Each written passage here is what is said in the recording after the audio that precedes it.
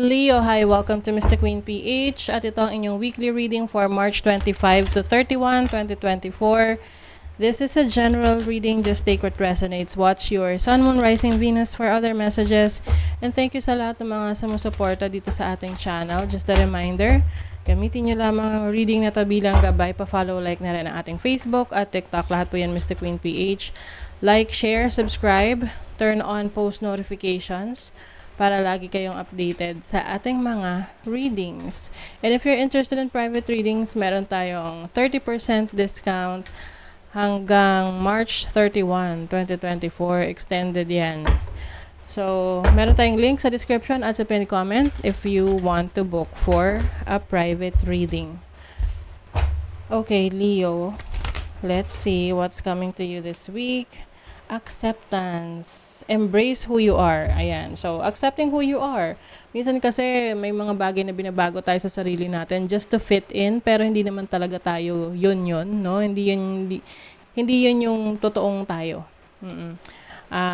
Sometimes we need to do that, to blend, to fit in, but at the end of the day, ikaw yung nakakaalam kung sino ka talaga. So, kailangan yan, i-accept mo yan, sarili mo. Kasi paano kaya accept ng iba kung sarili mo hindi mo kayang ma-accept, diba?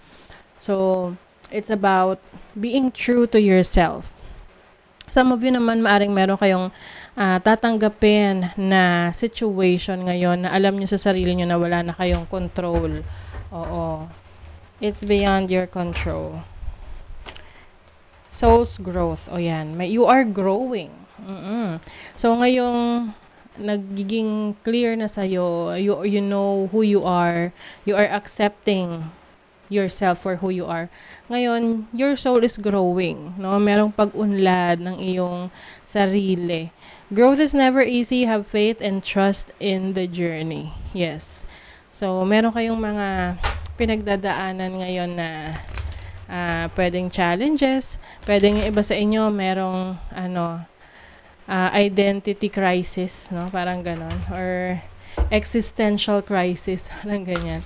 So, ngayon, you are naiintindihan mo na yung sarili mo. Oh my God, tinan mo, initiations, be open through this transitional time. So, things are changing for you. I feel like you are going with the flow, no? You are, kumbaga, hinahayaan mo na magdaan ka sa proseso ng pagbabago at pagtanggap sa sarili mo. Going with the flow. Kasi 'di ba, kapag tayo ay against the current, 'di ba, sa river, example, sa ilog o yung daloy ng tubig, pag kinontra mo yon, mahirap, 'di ba? Hindi mahirap siyang kalabanin. Mahirap na umusad. Pero kung go with the flow ka, sasabayan mo yung agos, mabilis ka makakarating dun sa paroroonan mo, 'di ba? Mas merong movement. At mas madali, 'di ba? Okay, let's see your overall energy for this week. For Leo. The Hermit. Mas may oras at panahon ka sa sarili mo ngayon. You are reassessing your situation. May mga ina-analyze ka sa nangyayari sa buhay mo. You have the Four of Swords. Talagang rest. Yung iba sa inyo umiiwas sa makihalubilo sa maraming tao, or parang you just want to function kung ano yung sa tingin mo na kailangan, pero outside that, nagfo-focus ka sa sarili mo. Page of Pentacles. You are learning. I feel like may mga bago kang plano for your career, para sa sarili mo. Ano yung next step? Yung iba sa inyo, nag-deactivate ng social media. Oo, yung tipong masyadong overwhelming sa inyo yung mga nakikita nyo sa social media, or alam mo yun, may comparison. Kaya parang nagiging distraction yun sa inyo doon sa main goal ninyo, sa main focus ninyo, which is some of you career, no? Or yung pag-i-improve sa inyong sarili. Yan. So, let's see your money, career, finances, energy. Money, career, finances. Page of Swords. O, ayan, very curious kayo. Meron kayong certain interest ngayon na gusto nyong alamin. Can be a new skill, no? Oo, Page of Cups. I feel like meron ka ngayong, may nabubuong pangarap or pwedeng matagal mo na tong pangarap. But for some of you, meron kayong realization of what you really want in life, no? Sa inyong career. Maaring mas nagiging inclined kayo ngayon sa inyong creativity. So ngayon, yun yung inaaral nyo, tinatrabaho nyo, you are really working hard or ini-effortan mo to na ma-master, no? So example, nakita mo na meron kang talento sa pagkanta, no? Nag-upload ka ng video sa YouTube, sa social media, tas nakita mo na maraming views, and na-appreciate nila yung talent mo. So, ngayon, you are trying to master things. Nagiging technical ka ngayon. Paano kumanta, 'di ba? Para mas ma-improve mo pa yung sarili mo. So, it can apply to any type of industry, no? Pagdating sa career mo. So, meron kang natuklasan, nakakayanan mo, na, interesado ka dyan, magaling ka pala dyan, or may potential ka.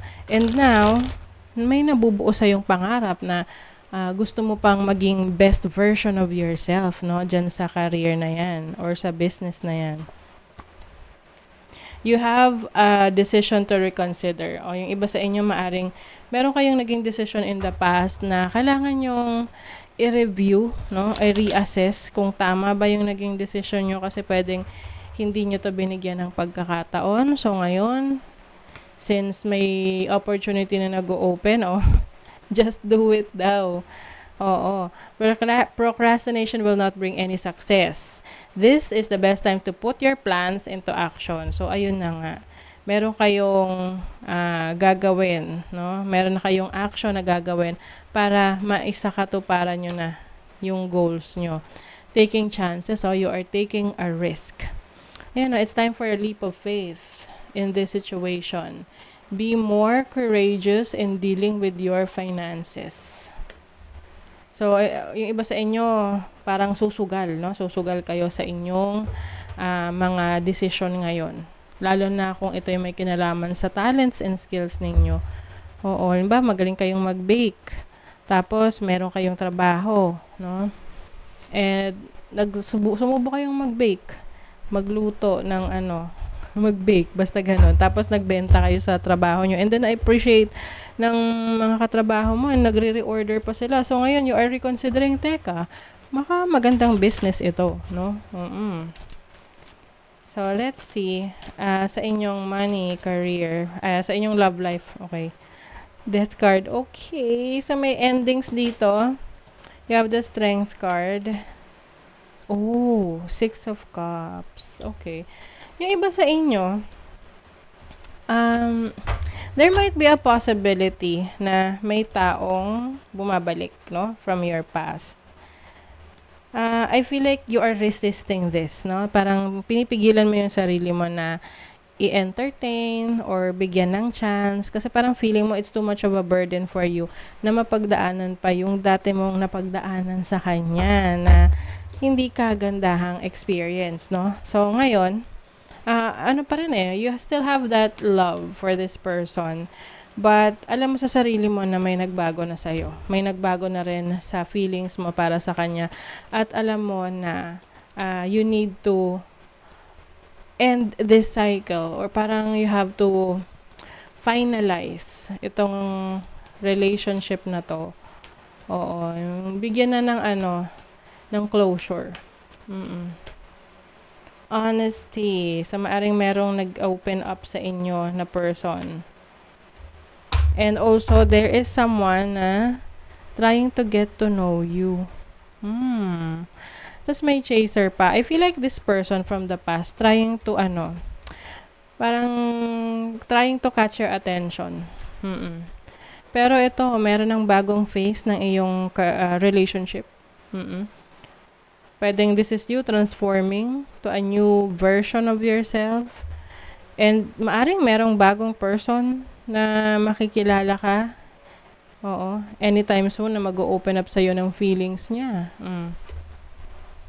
Tapos itong energy from the past, nung nakita na meron ka ng bago, no? May potential yung new person, saka siya naghahabol. Body. Your body deserves your love. Yes. So, mas bibigyan mo ng focus at attention ng sarili mo. And there's also success for you. Today is a really good day. You're in the flow. Problems are solved quickly and easily. Helpful people show up for you and unexpected gifts fall into your lap. Wow. So, i-claim nyo na to. May success. Merong mga unexpected gifts coming in for you this week. Okay? So, that is your reading, Leo. Thank you so much. Bye.